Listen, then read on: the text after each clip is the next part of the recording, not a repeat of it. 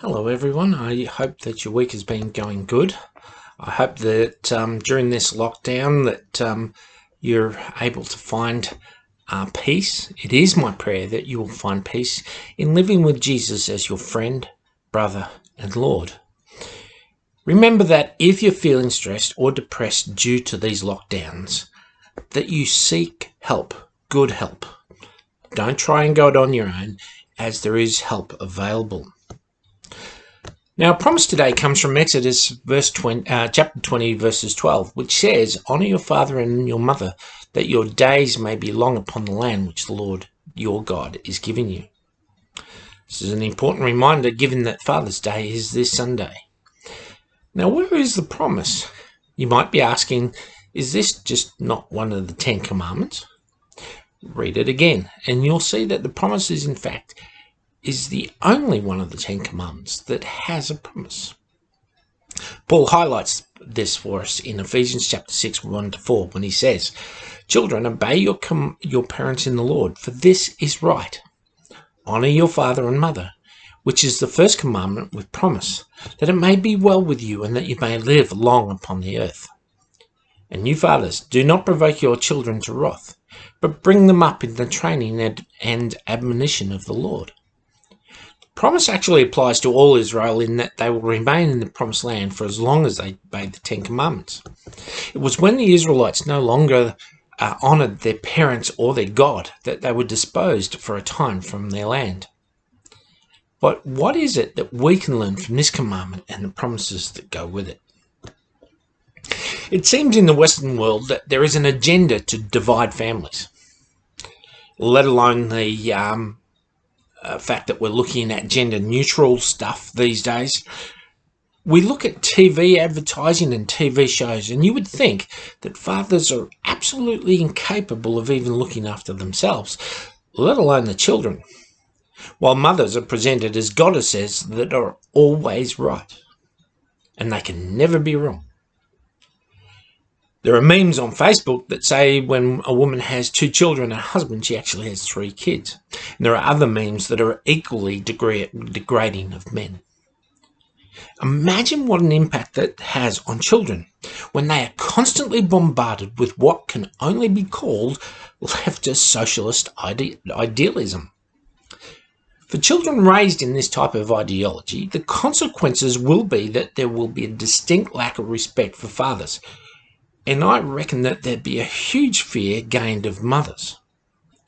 Sons may become irresponsible and uncontrollable, lacking respect for their parents due to the image of what it means to be a man being distorted. They're told they're to be eternally kids, so they act like it, not taking responsibility for anything. For girls, there may be an unrealistic expectation that they actually are goddesses and that everyone will do exactly what they say when they say it, and that their rights, their personal rights, exceeds everybody else's, particularly men's.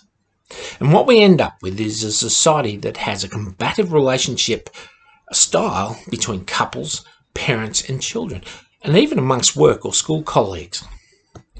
The Bible deals with the issue of respect with the above commandment: honour your father and mother. Children are to honour both parents, not just the mother or the father, but both.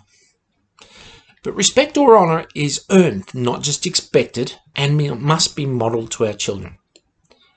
As we read from Paul's letter to the Ephesians, Paul says, "And you fathers, do not provoke your children to wrath, but bring them up in the training and admonition of the Lord." This is not just for fathers, it is the same for mothers. Children walk in our shoes, and we should be very careful where we walk because our children follow us. The father's role, as much as it is the mother, is to teach his or her children, or both their together, their children, to follow good paths, to follow Jesus. Paul says in 1 Thessalonians 2, 11-12, "As you know how we exhorted and comfort and charged every one of you as a father does his own children, that you should walk worthy of God who calls you into his own kingdom and glory." But Paul does not only use a father illustration, but also uses a mother illustration when he's talking in this letter. He says this in verse 7, "But we were gentle among you, just as a nursing mother cherishes her own children." So Paul, when he's talking about honouring parents and cherishing children and guiding children, it is a combined thing where there is the father and the mother together. Teaching children to honour their parents does involve discipline. In Hebrews 12:7, the writer says, "If you endure chastening, God deals with you as with sons or daughters. For what son or daughter is there whom a father does not chasten?" Again, in Hebrews 12:9, "Furthermore, we have had human fathers who corrected us, and we paid them respect. Shall we not more readily be in subjection to the Father of spirits and live?" Children who are not taught to respect both parents, where love and equality are not modeled between mother and father, who are not corrected and disciplined, are destined to have problems with partners, friends, and workplaces. But God's promise does come true with his promise of being in the blessed land. If we honour our parents and provide that model of respect for our children, the Bible does not ever say that one parent is more important than the other. But we are to model the respect and equality both as a mother and father are a team together, showing the children what it is to honour and respect each other. Both fathers and mothers in the Bible are of equal importance. Despite the practices that are current or have been practiced in the past, worldly views of family have no place in the church. Let us remember that love, first and foremost, is the most important thing. If we teach children to honour both of their parents and not just one, then it means that we have raised balanced children who know what love and respect is. Then we have the authority to teach our children about the one we should honour most. And that one is our Heavenly Father. May God bless and keep you in this lockdown time. I'll be presenting another video for Sunday for you, a full message this time, and I hope that you'll enjoy that. Remember, all this was on our YouTube site. God bless. Bye.